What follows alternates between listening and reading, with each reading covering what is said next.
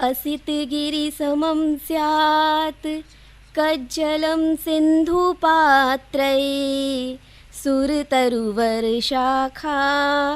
लेखनी पत्रमूर्वी लिखिति यदि गृहीत्वा शारदा सर्वकाले तदपि तव गुणानाम् ईश पारं नयामि।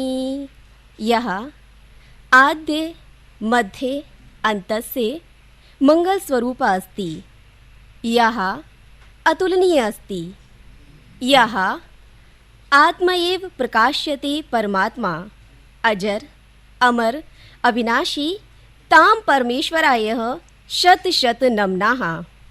संस्कृतेव देवभाषा गिर्वाणवाणी देववाणी अमरवाणी गिर्वागी इत्यादिभिर्नामाभिः कथ्यते।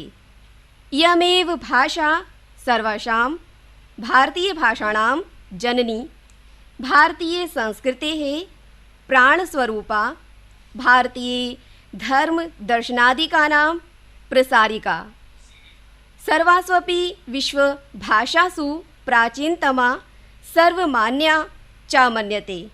अनेन संस्कृतभाषायाः विपुलं गौरवं स्वमेव सिद्ध्यति।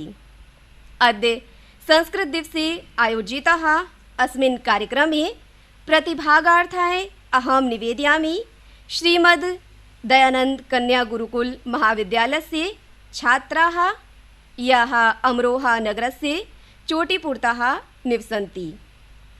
अद्य अहम् अत्र रामपुर आकाशवाणी केन्द्रे अत्र भवतां स्वागतं व्याहरामि।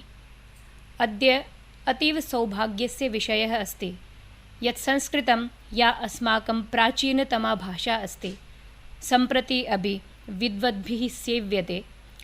बहुभिर्जनैः साधारण वार्तालापे प्रतिदिनमपि सेव्यते। यथा भवेत् अत्र भवद्भिः श्रुतमेव स्यात् यत् कर्नाटकप्रदेशे तत्र एकस्मिन् ग्रामे जनाः सम्प्रति अपि संस्कृतेन व्यवहरन्ति इति प्रतिदिवसं। तेन जायते यत् संस्कृतं सम्प्रति अपि व्यवहारे वक्तुं शक्यते, असम्भवं किमपि नास्ति। एतदस्माकं सौभाग्यं यत् वयं गुरुकुलवासिनः तत्र आरम्भतः अस्माकं पूर्णशिक्षां कर्तुं यावत् संस्कृतं पठामः, संस्कृतेन वदामश्च। संस्कृतं नूनमेव अस्माकम् अस्तित्वस्य बोधिका अपि अस्ति।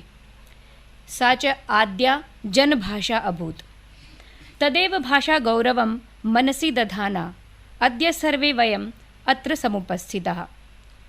इयं च वैज्ञानिकी भाषा न केवलं प्राचीनकाले साहित्यिकानां विदुषां च प्रिया भाषा आसीत्, अपि तु सम्प्रति अपि विद्वद्भिः वरेण्यरूपेण आद्रियते।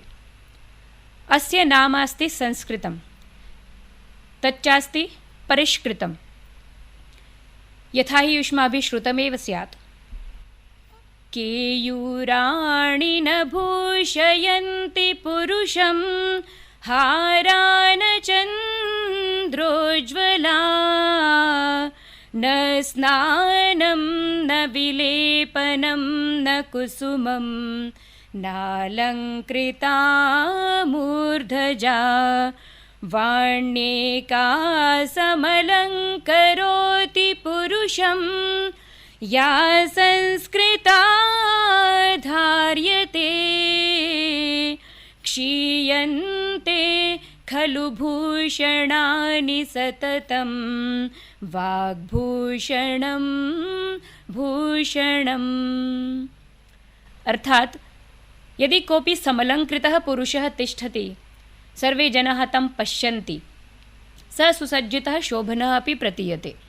परं तस्य एते सर्वे अलङ्काराः कदाचित् तस्मात् अपसरेयुः। परं यदि सः संस्कृतां वाणीं धारयति, परिष्कृतां वाणीं वदति, तदा तदेव तस्य आभूषणं सर्वोपरि तिष्ठति। तर्हि एवं भूता अस्ति अस्माकं संस्कृतभाषा। अस्तु, जयतु संस्कृतम् इति नाम्ना अद्य आयोजितस्य कार्यक्रमस्य पदम् अग्रे निरूपयामः। अहम् आकारयामि आह्वयामि च श्रीमद्दयानन्द कन्या गुरुकुल महाविद्यालय चोटीपुरायाः छात्राः अत्र सन्ति। तः कृपया संस्कृतदिवसम् उद्देश्य अमृतमहोत्सवमपि मनसि कृत्य एतादृशं गीतमेकम् अत्र श्रावयन्तु। मम देशो भारतं, मम भाषा संस्कृतं, पुण्यभूमिरस्माकं भारतं भारतम्। मम भाषा संस्कृतं, मम देशो भारतं, मम भाषा संस्कृतं, जन्मभूमिरस्माकं भारतं भारतं, जन्मभूमिरस्माकं भारतं भारतं, जननीनो वाङ्मयस्य संस्कृता संस्कृतम्, अनाद्यनन्तविश्वविदित शौर्यधैर्यकीर्तिकलित भारतीया वयं, भारतीया वयं, भारतीया वयं, पुण्यभूमिरस्माकं भारतं भारतं, सनिधनि धप धप मनि धप धप नि धप मा, पुण्यभूमिरस्माकं भारतं भारतं, धरणीय सर्वधर्मसंस्कृता संस्कृतं, हिन्दु कृष्ण सिक्ख मुस्लिम जाति मत विभागरहित भारतीया वयं, भारतीया वयं, भारतीया वयं, मम देशो भारतं, मम भाषा संस्कृतं, मम देशो भारतं, मम भाषा संस्कृतं, वेदभूमिरस्माकं भारतं भारतं, वेदभूमिरस्माकं भारतं भारतं, सर्वजनसमैक्यभावबन्धुरं भारतं, सत्यधर्मस्नेहशान्तिविश्वबन्धुभावभरि भारतीया वयं, भारतीया वयं, भारतीया वयं, मम देशो भारतं, मम भाषा संस्कृतं, मम देशो भारतं, मम भाषा संस्कृतं, जन्मभूमिरस्माकं भारतं भारतं, जन्मभूमिरस्माकं भारतं भारतम्।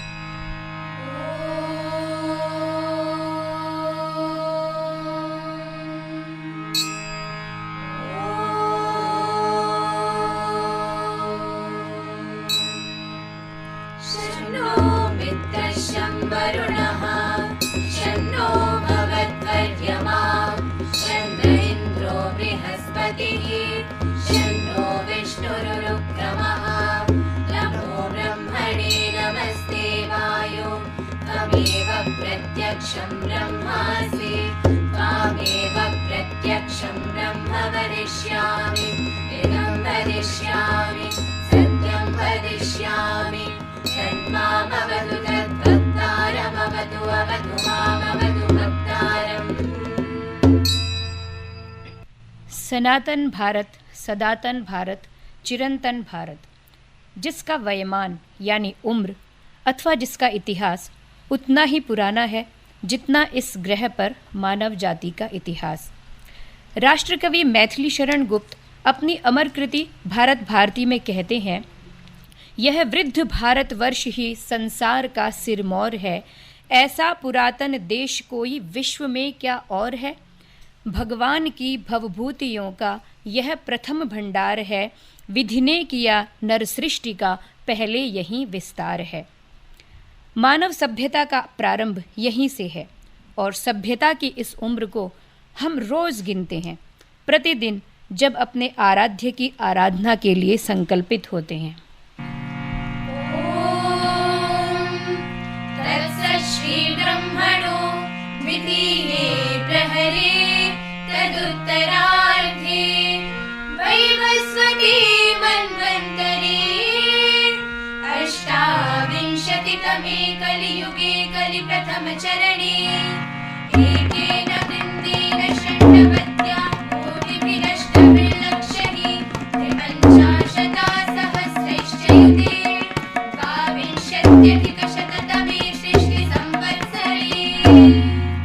1,96,8,53,2200 वर्षों की गणना का यह स्वर भयंकरतम आक्रमणों, तलवारों, शमशीरों, गोलियों और तोपों के गगनभेदी शोर में भी कभी धूमिल नहीं हुआ और हमें प्रतिदिन याद दिलाता रहा कि एक राष्ट्र के रूप में कितने पुरातन हैं हम, कितने बड़े हैं हम। कभी सोचकर देखें कि जिस राष्ट्र भूमि के गौरव गीत गाते हम थकते नहीं हैं, जिसकी प्रशंसा सुन आनंद विभोर हो जाते हैं, आखिर वह राष्ट्र है क्या? अथर्ववेद का मंत्र कहता है, शिला भूमि रश्मा पांसुः सा भूमि ही संधृता धृता तस्मै हिरण्यवक्षसे पृथिव्या अकरम नमः। अर्थात सरसरी दृष्टि से देखें तो वह राष्ट्र शिला, पत्थर, धूलि का एक निर्जीव समूह मात्र ही तो है। तो वह क्या वस्तु है जो उस निर्जीव पृथ्वी को एक सजीव राष्ट्र के रूप में परिणत कर देती है? वह अंतर पैदा करने वाला तत्व है उसके निवासियों का परस्पर संगठित होकर सबको एक इकाई मानकर अपने अभ्युदय के लिए उसे संधृत करना, अर्थात इसके वन पर्वत, खेत, बाग बगीचे, मैदान, नदियाँ, समुद्र सबको सजाना, संवारना, उसकी रक्षा करना और उसकी अभिवृद्धि करना। सदा नवीन वेद जान के इसी अंकुर को अपनी सामूहिक चेतना में सुरक्षित कर माँ भारती के पुत्रों ने इस धरा को एक छायादार विशाल वट वृक्ष के रूप में पल्लवित किया, जिसका आश्रय पाने को पूरी दुनिया आतुर रहती थी। भारत ने भी सदा अपने बड़प्पन का परिचय देते हुए बहुविध आगंतुकों को हृदय से स्वागत किया और उन्हें आत्मसात भी किया। किंतु इसी बड़प्पन, उदारता और आतिथ्य सत्कार की निर्मल भावना का नाजायज फायदा उठाकर हमारे घर में घुसकर हम पर ही आधिपत्य जमाने का दुष्कृत्य किया गया। दुनिया को हड़प्पा जैसी विकसित सभ्यता देने वाले भारत को छल से हड़पा गया। अतिथियों के वेश में घुस आए उन्हीं आतताइयों को खदेड़कर बाहर का रास्ता दिखाने का समय आया, आज से 75 वर्ष पूर्व 15 अगस्त 1947 को। इस वर्ष हम उसी आज़ादी का अमृत महोत्सव मना रहे हैं। तो आप सभी को आज़ादी के अमृत महोत्सव की बहुत बहुत शुभकामनाएं और साथ ही संस्कृत दिवस एवं संस्कृत सप्ताह की भी बहुत अतिशय शुभकामनाएं। यद्यपि भारत राष्ट्र की सतत प्रवहमान सरिता के मार्ग में पराधीनता का यह कालखंड एक छोटे से शिलाखंड जैसा ही प्रतीत होता है, किंतु इस बाधा को मार्ग से हटाने के लिए हमारे वीरों द्वारा की गई असंख्य आत्माहुतियाँ तथा माँ भारती के सपूतों द्वारा उठाए गए अनगिनत कष्ट इस अपेक्षाकृत छोटे कालखंड को भी हमारे लिए बहुत वजनदार बना देते हैं, हमें बहुत कुछ सिखाते हैं। वास्तव में ये वही क्रांतिवीर थे जिन्होंने वेद के संदेश यते मही स्वराज्य को साकार किया, स्वराज्य की रक्षा के लिए हर प्रकार से प्रयत्नशील रहे, प्राणपण से लगे रहे।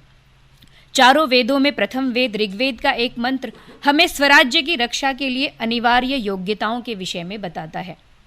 आयध्वामीय चक्षसा मित्रम वयम च सूरयः व्याचिष्टे बहुपाये यते महि स्वराज्ये। व्याचिष्टे अर्थात सबके द्वारा सम्मान के योग्य एवं विस्तृत, तथा बहुपाये बहुतों के द्वारा पालनीय स्वराज्य, अर्थात स्वराज्य केवल सीमा पर स्थित सैनिकों या महत्वपूर्ण पदों पर आसीन अधिकारियों द्वारा ही रक्षणीय नहीं है, अपितु उसकी रक्षा का दायित्व हम सभी नागरिकों का है। इसलिए वेद में स्वराज्य को बहुपाय्य कहा गया है। तो ऐसे स्वराज्य की रक्षा में 3 प्रकार के व्यक्ति ही समर्थ हो सकते हैं। प्रथम, मित्र दृष्टि रखने वाले। द्वितीय, ईय चक्षसौ अर्थात विस्तृत दृष्टिकोण वाले। तथा तीसरे, सूरयः यानी ज्ञानी लोग, अर्थात आपस में झगड़ने वाले, संकुचित दृष्टि वाले तथा अज्ञानी लोग स्वराज्य की रक्षा व उसके संचालन में समर्थ नहीं हो सकते। अथर्ववेद में भी कहा है, यदजः प्रथमं संबभूव सह तत् स्वराज्यमेयाय यस्मान्नान्यस् परमस्ति किंचित। जो अन्यों का नेता बनकर सबसे प्रथम उपस्थित होता है, अर्थात स्वराज्य की स्थापना और संचालन के लिए योग्य नेता सिद्ध होता है, वही स्वराज्य को प्राप्त करता है।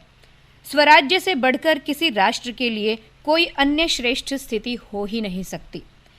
इसी बात को 19वीं सदी के महान समाज सुधारक व स्वराज्य के प्रखर आग्रही महर्षि दयानंद सरस्वती ने अपने ग्रंथ सत्यार्थ प्रकाश में कहा, कोई कितना ही करे परंतु जो स्वदेशीय राज्य होता है वह सर्वोपरि उत्तम होता है। प्रजा पर माता पिता के समान कृपा, न्याय और दया के साथ विदेशियों का राज्य भी पूर्ण सुखदायक नहीं है। अतः स्वराज्य की रक्षा का प्राणपण से यत्न करना चाहिए। हमारा गौरवशाली अतीत भी हमें यही स्मरण कराता है। ऊपर सदा हमारा शासन सुचक्र घूमा, हम भी रहे सदा से इस भूमि के सुकुमा।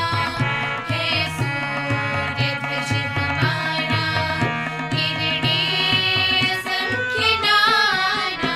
इस प्रकार सदियों सहस्राब्दियों तक हमने संपूर्ण भूमंडल पर अपने चक्रवर्तित्व का ध्वज फहराया। फिर धीरे धीरे जब हम अपनी अकर्मण्यता से इसे खो बैठे, तब नियति ने यह अवसर किसी और की झोली में डाल दिया। किंतु इस अवसर को साम्राज्यवादी ताकतें 150-200 वर्षों में ही अपने हाथ से गवा बैठी, क्योंकि अपने पराये के संकीर्ण भाव के साथ तथा शोषण, अत्याचार जैसे कायरतापूर्ण कृत्यों के साथ इस धरती पर लंबे समय तक शासन नहीं किया जा सकता। पवित्र अथर्व वेद का मंत्र हमें यही तो स्मरण कराता है, वीर भोग्या वसुंधरा, अर्थात इस धरती को वीर ही संचालित कर सकते हैं। दीर्घ काल तक शासन करने के लिए प्रचंड शौर्य के साथ साथ वसुधैव कुटुंबकम का तत्व भी अपरिहार्य है। दोनों में से एक की भी कमी विशालकाय साम्राज्यों को ध्वस्त कर देती है। जैसे अपने अपूर्व पराक्रम के बावजूद यूरोपीय साम्राज्यवाद धराशायी हो गया, क्योंकि वह संकीर्णता की मानसिकता पर टिका था। ठीक वैसे ही हमारा भूव्यापी शासन पूरी वसुधा को अपना कुटुंब मानने की उदारता के बावजूद हमारी अकर्मण्यता के कारण लुप्त हो गया था। हाँ, वही भूव्यापी शासन जिसकी सीमा को तय करने के लिए स्वयं सूर्य को मानदंड बनना पड़ता था। यत्र सूर्य उदेति स्म यत्र च प्रतितिष्ठति सर्वं तद्यौवनाश्वस्य मार्धातुः क्षेत्रमुच्यते। जहाँ से सूर्य उदित होता है वहाँ से लेकर जहाँ अस्त होता है वहाँ तक का संपूर्ण क्षेत्र युवनाश्व पुत्र मानधाता का ही राज्य कहलाता था। महाभारत का यह श्लोक हमें चक्रवर्ती साम्राज्य की सीमा बताता है। महाराज मानधाता के समान अनेक चक्रवर्ती राजाओं ने इस धरा की एकात्म भाव से सेवा की है। महाभारत के भीष्म पर्व में संजय ने महाराज धृतराष्ट्र के सम्मुख ऐसे ही पराक्रमी चक्रवर्ती सम्राटों एवं भारत के भौगोलिक भुवन कोश का वर्णन किया है, जिसे सुनकर सचमुच गर्व का अनुभव होता है। आइए सुनते हैं महाभारत में वर्णित भारत संकीर्तन को।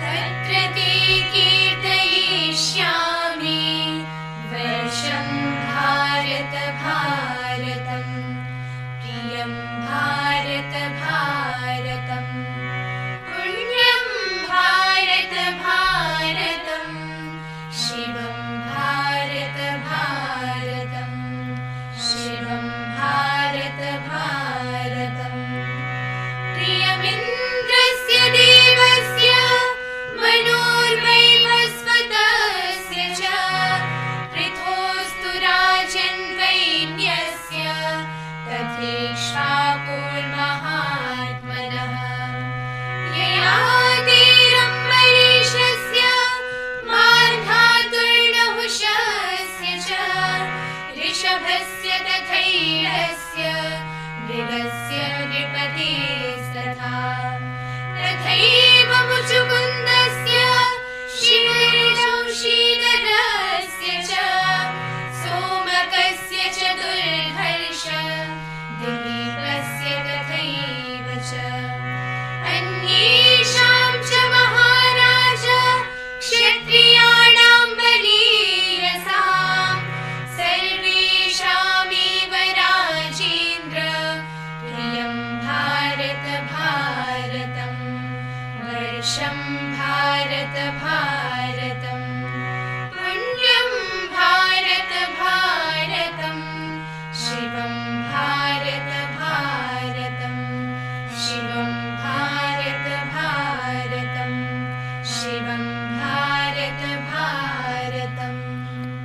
इन सुमधुर श्लोकों में वर्णित भारत वंदना को इनके मधुर पद्यमय अनुवाद के साथ सुनना अधिक आनंददायी होगा। तो आइए सुनते हैं भारत की महिमा का गान इसके हिंदी अनुवाद के साथ।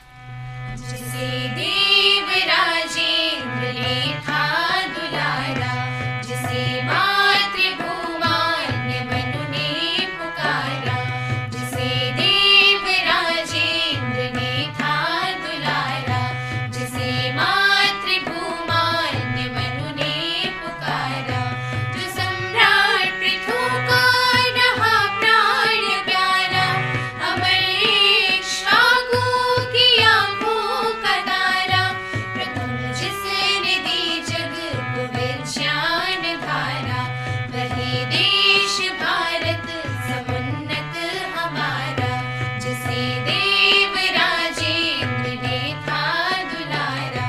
ययाति ने शिव रूप पाया था जिसको, अमित अम्बरीशों ने गाया था जिसको, महिमान धाता ने ध्याया था जिसको, मनस्वी नहुष ने रिझाया था जिसको, दिया लोक मंगल को जिसने सहारा, वही देश भारत समुज्ज्वल हमारा, जिसे देव राजेंद्र ने था दुलारा।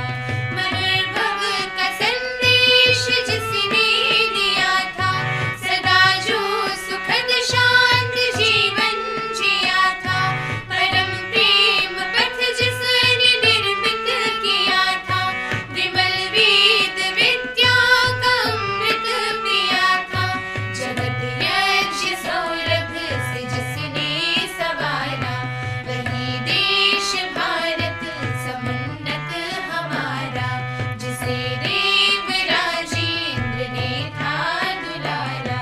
जहाँ राम जन्मे थे घनश्याम जन्मे, भरत व्यास गौतम से गुणग्राम जन्मे, पतंजलि कपिल शंकर अभिराम जन्मे, कुमार दयानंद सुखधाम जन्मे, किया जिसने वेदों का फिर से उजाला, वही देश भारत समुज्ज्वल हमारा, जिसे देव राजेंद्र ने था दुलारा।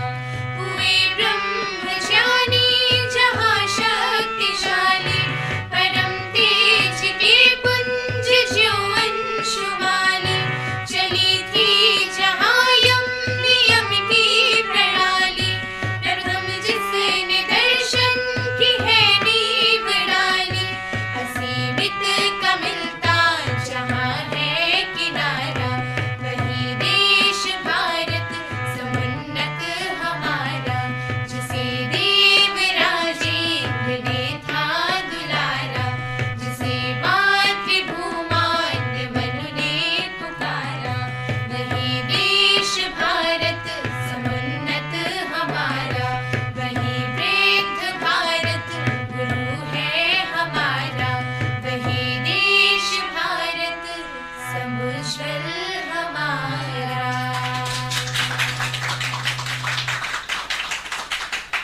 वही वृद्ध भारत गुरु है हमारा, वही देश भारत समुज्ज्वल हमारा। लेकिन भारत के महिमामय अतीत को भारतवासियों के मन मस्तिष्क से दूर रखने के लिए अनेक प्रयास किए गए, ताकि हम भारतवासी स्वयं को अविकसित व असभ्य समझते रहें और अपने सुख समृद्धि एवं उत्थान के लिए विदेशी शासन को आवश्यक समझते रहें। कहा तो यह भी गया कि अंग्रेजों के आगमन से पहले भारत नाम का कोई राष्ट्र ही नहीं था। वे अंग्रेज ही थे जिन्होंने सर्वप्रथम भारत को उत्तर से दक्षिण व पूर्व से पश्चिम एक ऐसे देश के रूप में जोड़ा। किंतु विष्णु पुराण के श्लोक क्या कहते हैं, देखिए। उत्तरं यत्समुद्रस्य हिमवद्दक्षिणं च यत् वर्षं तद्भारतं नाम यत्रेयं भारती प्रजा। जो समुद्र के उत्तर में तथा हिमालय के दक्षिण में स्थित समग्र भूभाग है, उसकी संज्ञा है भारतवर्ष। न केवल इतना ही, बल्कि भारत की जल संपदा के वर्णन क्रम में उत्तर में सिंधु से लेकर दक्षिण में कावेरी तक की नदियों का नामोल्लेख भी पाया जाता है। गंगे यमुने चैव गोदावरी सरस्वती नर्मदे सिंधु कावेरी जलेऽस्मिन् सन्निधिं कुरु। यह था उत्तर से लेकर दक्षिण तक सशक्त भारत। भारत के प्राकृतिक सौंदर्य, संपदा व शील युक्त जनमानस की प्रसिद्धि इतनी व्याप्त थी, मानो देवता भी अपने निवास के लिए भारत देश को ही सर्वाधिक सुखरूप मानते हों और भारत में जन्म लेने की आकांक्षा रखते हों। गायन्ति देवा किल गीतकारे धन्यास्तु ते भारत भूमि भागे स्वर्गापवर्गास्पदहेतु भूते भवन्ति भूयः पुरुषः सुरत्वात् भवन्ति भूयः पुरुषः सुरत्वात्। हमारी मातृभूमि भारत के इस उदात्त संस्कार की चर्चा महाराज मनु ने भी की और कुल संसार से यह आह्वान किया कि वे भारत भू के पुण्य चरित महात्माओं के पथ का अनुकरण करें। एतद्देशप्रसूतस्य सकाशादग्रजन्मनः स्वं स्वं चरित्रं शीर्षेरन् पृथिव्यां सर्वमानवाः। अर्थात इस देश में उत्पन्न हुए शिष्ट अग्रजन्मा महापुरुषों का चरित्र पृथ्वी के समस्त मानवों के लिए शिक्षा का मानदंड है। वास्तव में न केवल शेष विश्व को, बल्कि वर्तमान भारत को भी अपने अतीत यानी पुरातन भारत से बहुत कुछ सीखना है। संसार को हमारा गौरव गुमान भाया सद्धर्म सभ्यता का हमसे वितान पाया अपने अतीत को हम अब वर्तमान कर दे हम फिर दया से जग में आनंद ज्ञान भर दे है सूर्य ध्वज हमारा किरणें असंख्य नाना आर्य है हमारा इतिहास है पुराना है सूर्य ध्वज हमारा किरणें असंख्य नाना आर्य है हमारा इतिहास है पुराना। भारत के अतीत की इसी गौरवपूर्ण छवि को मन में बसाकर न जाने कितने वीर सपूतों ने पुनः उस वैभवशाली अतीत को स्थापित करने हेतु अपने प्राणों का बलिदान दिया। उनकी बलिदानी भावना तथा मनोगत भावावेग को किसी कवि ने बड़े सुंदर शब्द दिए हैं। यस्यान्यतो यहि परिवर्तितो हम यत्पुण्यभूमौ विहरामि नित्यं यदर्थमिच्छामि वपुर्विमोक्तुं स मे प्रियो भारतभव्यदेशः स मे प्रियो भारतभव्यदेशः। अर्थात जिसके अन्न जल से मैं पला बढ़ा हूँ, जिस पुण्य भूमि पर मैंने विहार किया है और जिसके लिए अपने प्राणों का बलिदान करने में जरा भी संकोच नहीं करता, वही मेरा प्रिय देश भारतवर्ष है। हमारे चिरकालिक शास्त्र संदर्भ एवं पूर्वजों का चरित्र दोनों ही हमें सिखाते हैं कि अपनी स्वतंत्रता यानी स्वराज्य की रक्षा व अभिवृद्धि में हमें हर कीमत पर करनी चाहिए। एक बार फिर से स्वतंत्रता के अमृत महोत्सव की शुभकामनाओं के साथ आइए यहीं पर समापन करें इस विचार सरणी का, एकत्व के संकल्प के साथ ऋग्वेदीय संगठन सूक्त का गान करते हुए।